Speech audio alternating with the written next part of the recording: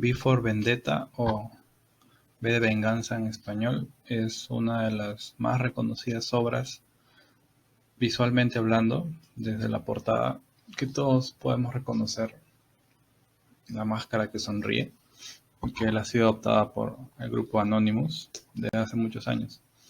En sí, V de Venganza es una historia bastante revolucionaria en su tiempo, porque no solo trata de temas como la ausencia de libertad, el totalitarismo, el fascismo, el anarquismo en ciertos puntos, sino que también rompe las barreras entre la ficción y la realidad.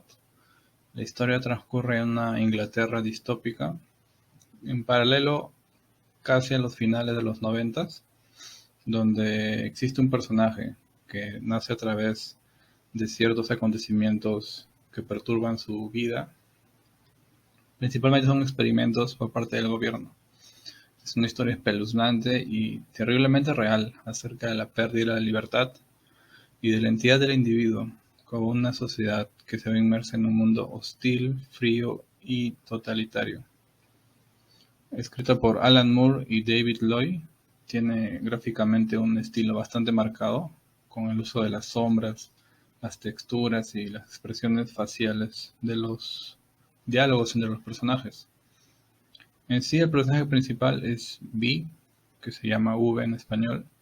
Es una especie de antihéroe, ya que llega a cabo sus objetivos de una manera bastante particular. Algunos quizás lo tilden de terrorista o anarquista, pero en sí, a través de la obra, cada lector puede darse cuenta de cuál es su verdadero concepto, ¿verdad? En sí, existe un régimen dictatorial que oprime a la población mediante políticas radicales. Al mismo tiempo, los mantiene controlados, porque el gobierno que existe controla los medios de comunicación y hace que la población siempre esté hipnotizada frente a su televisor y creyendo todo lo que nos dicen, ¿no? Cosa que a veces en la realidad eso pasa, ¿verdad? Eh, También existe la parte del departamento de policía, que se trata de evitar que la población empiece a creer que este puede ser un personaje que los ayude a generar cierta esperanza y sentido de revolución en cada uno de ellos, ya que están totalmente controlados por el gobierno y el poder, ¿no?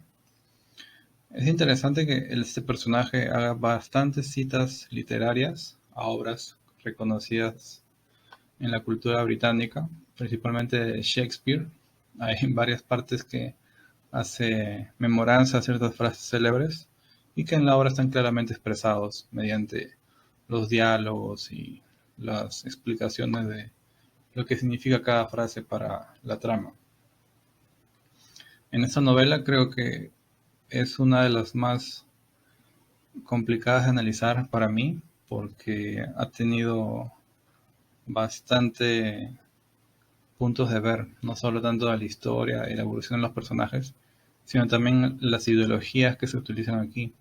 Como dije, el personaje tiene una manera de pensar y el gobierno tiene otra manera de pensar. Entonces hay una gran confrontación entre estos ambos fuerzas, ¿no? Para determinar cuál es la que puede terminar imperando al final de la historia. V de Vendetta es claramente una de las más icónicas obras de Alan Moore, no solo por su relevancia en el mundo del cómic, sino también en los paralelismos con la realidad contemporánea, cosa que nos puede llevar a empezar a creer que si en un momento existe gente que empieza a leer esto y en su mente empieza a maquinar cosas así, podrían volverse a la realidad. Uno nunca lo puede llegar a saber. Pero el por qué existe el personaje de V, este enmascarado que lucha por sus ideales, y de sus acciones, como dije, pseudo terroristas, al punto de vista de cada uno de nosotros, es algo que al final cada uno puede llegar a comprender cuando termine de leer esta historia. De por sí es fantástica de cualquier punto de vista, y que al final de los acontecimientos que ocurren no llegaremos a saber quién realmente era el personaje detrás de la máscara. Lo único que llegamos a comprender al final de leer la historia es el poder de sus ideas. Esto fue V de Vendetta de Alan Moore y David Lloyd.